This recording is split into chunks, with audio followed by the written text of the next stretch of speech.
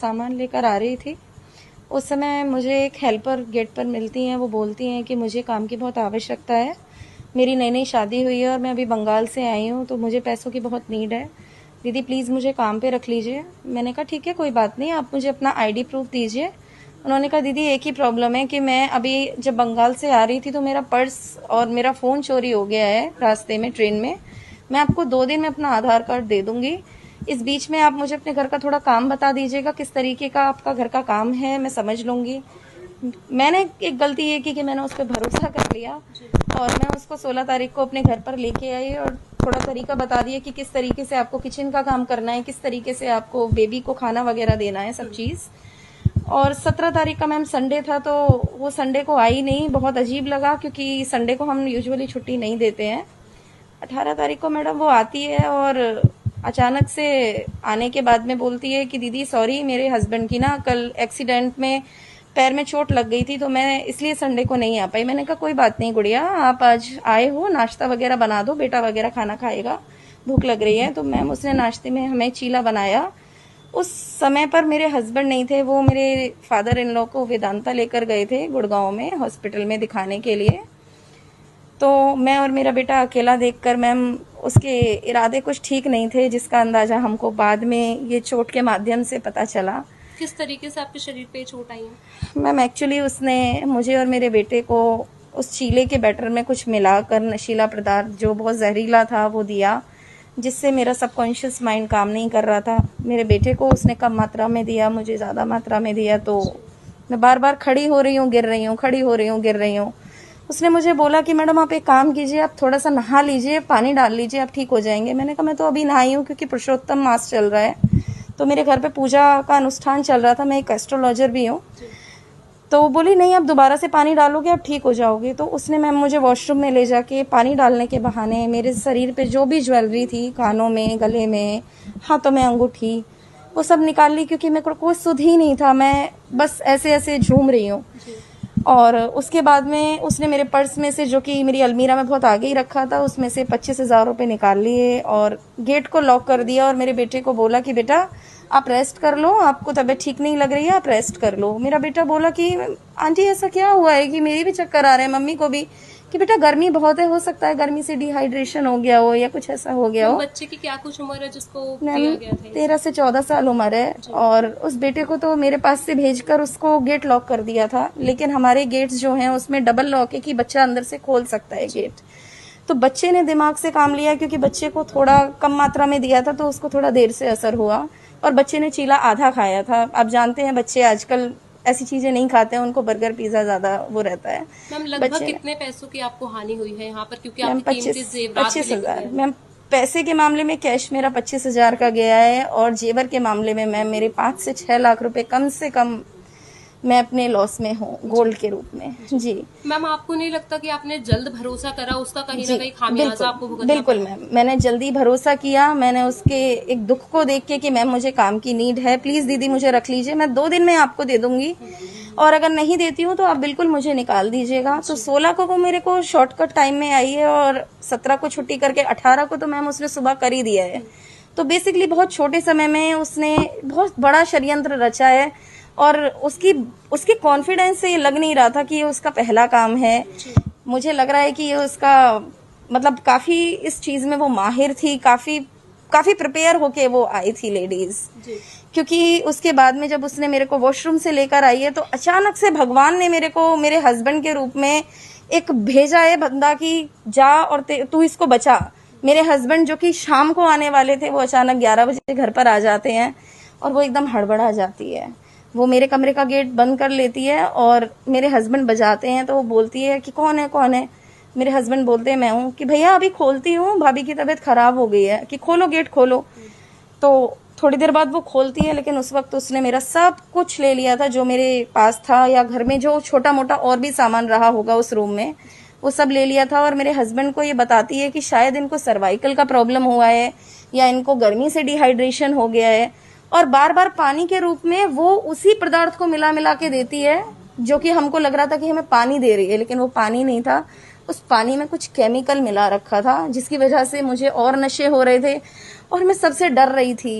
मैं कह रही थी मुझे मत मारो, आप मुझे मत मारो। यहाँ तक कि जब मुझे डॉक्टर भी सुई लगाने आ रहे थे या बचाने आ रहे, तो मैं डॉक्टर साहब को कह रही प्लीज मुझे मत मारिए, क्योंकि उसने पानी में जब मेरा मुंह बार बार डिप किया है तो मेरे चेहरे की जो हालत थी, चेहरा मेरा सूज के बहुत डबल हो चुका था, आंखें बाहर की तरफ आ चुकी थी, और मैं कभी ऐसे हाथ मार रही हूँ बचाव के लिए, कभी ऐसे मार रही हूँ, जिस कारण मेरी कोहनी वहनी मतलब पूरा ब्लड ही ब्लड हो गया था उस वक्त तक। आपको अपनी सूझ नहीं थी कि आखिर कुछ नहीं था उस वक्त, कुछ पैसा कुछ भी नहीं दिख रहा था, बस होश ही नहीं था, मुझे लग ही नहीं रहा था मैं जिंदा भी हूँ। तो मेरी सिर्फ गवर्नमेंट से ये गुजारिश है, क्योंकि मुझे वो लड़की कहीं ना कहीं इस देश की भी नहीं लग रही है, जिस हिसाब से वो बीच बीच में एक लैंग्वेज यूज कर रही थी, वो कहीं ना कहीं या तो बांग्लादेश की है या बंगाल साइड की है बेसिकली, और ये बहुत बड़ा गिरोह लग रहा है मुझे उसके। आपने इस रिगार्डिंग अभी तक कोई थाने में कंप्लेंट करी है? जी मैम, हमने प्रशांत विहार थाने में कंप्लेंट ऑलरेडी कर दी है। इसमें क्या कार्रवाई हुई है वो तो मुझे प्रॉपरली नहीं पता है, लेकिन हाँ, जो मेरा गोल्ड और मेरा कैश गया है उसके बारे में मुझे कोई अभी आश्वासन ऐसा मिला नहीं है कि आपके इस चीज में ये चीज स्टेप ली गई है। अभी कुछ सामान की रिकवरी हुई है? जो भी आपका सामान नहीं, कुछ रिकवरी नहीं हुई है मैम, कुछ भी रिकवरी। इवन उस लड़की की इतनी ज्यादा कॉन्फिडेंस की दाद देनी पड़ेगी कि उसने अपना फोन भी ऑन रखा हुआ है इस वारदात को अंजाम देने के बाद भी। ट्रेस नहीं किया गया उसके फोन को? मैम मुझे कोई जानकारी नहीं है, मैं तो अभी होश में प्रॉपरली भी नहीं हूँ। मैम आपको थाने से किसी तरीके की कोई अपडेट नहीं आई कि अब तक किसी को गिरफ्तार किया गया है? गिरफ्तारी कुछ नहीं हुई है मैम, हालांकि वो कुछ स्टेप्स ले रहे हैं, वो लोग बोल रहे हैं कि ये 6 लोगों का गिरोह है, क्या है पूरी जानकारी नहीं है। बट अभी जो मेरी चीजें गई थी या मेरा जो आर्थिक नुकसान हुआ था, कम से कम वो तो नहीं मिला। मानसिक तो मुझे पता नहीं मैम कितने साल लग जाएंगे, क्योंकि मैंने भरोसा जता के गरीब व्यक्ति पे बहुत बड़ी गलती कर दी एक सोसाइटी में रह के। मैम लड़की ने अपना नाम रिया बताया था, और लड़की ने बताया था कि मैं मोमडन हूँ और मैं बंगाल से हूँ, लेकिन यहीं पास में ही रहती हूँ, और उसकी एज उसने लगभग मुझे 32 से 35 साल बताई थी कि मेरी 32 से 35 साल एज है। आपके हस्बैंड आए, उन्होंने गेट खुलवाया, आपकी हालत देखी, तो उन्होंने हस्बैंड ने आपको ये नहीं देखा कि ज्वेलरी नहीं है आपके? नहीं सर, आप जानते ही हैं हस्बैंड वगैरह इतना ध्यान नहीं देते हैं कि क्या पहन रखा था। उस वक्त वो इतने हड़बड़ा गए थे कि उनको पहले ये लगा कि मैं अपनी वाइफ को बचाऊं, क्योंकि मैं यूजुअली बहुत कम बीमार होती हूँ, साल 6 महीने में बुखार आ गया या इस तरीके से, अदरवाइज नहीं होती। वो मुझे देख के बहुत ज्यादा चिंतित हो गए थे, और मेरा बेटा भी फेंट हो रहा था, तो वो हम दोनों को बचाने में लगे थे, ना कि ये देखने में कि हमारा क्या गया है। उसी दौरान वो फरार हो गई। इवन उसका चश्मा, उसका मुखौटा, उसका दुपट्टा वो हड़बड़ाहट में छोड़ भी गई है हमारे पास में, क्योंकि वो पैनिक कर गई। उसको था ही नहीं कि मेरे हस्बैंड आ जाएंगे, उसको था कि शाम तक आएंगे, और 7 बजे तक पता नहीं वो मेरे साथ क्या क्या नहीं करती, पता नहीं मारती, छोड़ती, सामान लूटती, मतलब हमें कुछ आइडिया नहीं है। वो तो भगवान की मेहर थी, बालाजी महाराज की मेहर थी। मेरे सूर्या के गेट पर ही मिली थी वो मुझे। मैं सोसाइटी पर ही आ रही थी वापस डीसी चौक से सामान लेके, मुझे सोसाइटी गेट पर ही मिली थी प्रॉपरली। जी मेडिकल आई थिंक मेरा हुआ होगा। देखिए सर, मैं कल ही हॉस्पिटल से आई हूँ, मुझे जानकारी नहीं है इसके बारे में, मेरे हस्बैंड बता पाएंगे, बट ऑफ कोर्स मेरा मेडिकल हुआ होगा, क्योंकि सारी रिपोर्ट्स मेरे पास आई हुई हैं। जी किस तरीके का ड्रग आपको दिया है? सर मुझे लगता है ये जहर के रूप में कुछ दिया गया है, ताकि लेडीज खत्म हो जाए और उसका पूरा घर लूट के मैं चली जाऊं। मुझे तो क्लियरली ये लग रहा है। बच्चा काफी हद तक ठीक है। एक डर बैठा हुआ है बच्चे के मन में कि मम्मी कोई और कुछ ना कर दे, कोई और मेड नहीं आएगी तो वो कहीं कुछ और ना कर दे, मम्मी आप खुद काम किया करो। बट मैं वर्क फ्रॉम होम करती हूँ, तो उस हिसाब से समय भी नहीं मिल पाता है। तो बच्चा ठीक है, बट बच्चे को भी थोड़ी चोटें हैं, और बच्चे का सबकॉन्शियस माइंड उतना ठीक नहीं है, बट बोल सकते हैं हाँ रिकवर कर। आमतौर पर जो लोग हैं वो वर्किंग होते हैं और कहीं ना कहीं मेड का सहारा लेते हैं जी, और आप भी उसी के शिकार हुए। तो जो लोग इस तरीके से मेड रखते हैं या बिना किसी इन्वेस्टिगेशन के उन्हें रख लेते हैं, तो उन्हें क्या सलाह देना चाहेंगे? सिर्फ एक ही सलाह देना चाहूंगी, सबसे पहले पुलिस वेरिफिकेशन जरूर कराएं, क्योंकि आप लोग परिवार के लिए जीते हैं, परिवार के लिए मरते हैं, लेकिन इस तरीके से जल्दबाजी में, मेरी तरीके से गलत डिसीजन कोई भी किसी गरीब व्यक्ति पे विश्वास करके तो बिल्कुल भी ना ले, क्योंकि इसका खामियाजा आप मेरे पास देख सकते हैं इस रूप में। मैम 4 दिन पहले तक तो मेरे हाथ और मेरा चेहरा इतना भयानक हो रखा था कि मैं चेहरे को देख भी नहीं पा रही थी। मेरी मम्मी लिटरली रो रही थी।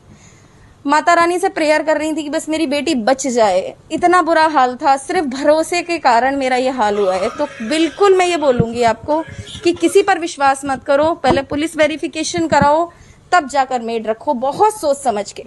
जी, क्या कुछ मांगे आपके पुलिस प्रशासन से? केवल ये मांगे मैम कि जो भी उसने करा है, सबसे पहले तो इस गिरोह को पकड़ा जाए, ताकि दूसरा परिवार, कोई भी परिवार इसका शिकार ना बने। सबसे पहली मांग। और दूसरी मांग कि जो मेरा नुकसान उसने किया है, वो मेरा जो नुकसान है वो वापस किया जाए। जो मेरे पैसे, जो मेरी ज्वेलरीज उसने लिए हैं, और उसे उचित से उचित सजा दी जाए, क्योंकि ये मामला सरासर मारने का मामला है, सरासर मारने का मामला है। और मैं इसकी गवाह हूँ कि मुझे मारने की कोशिश की गई है।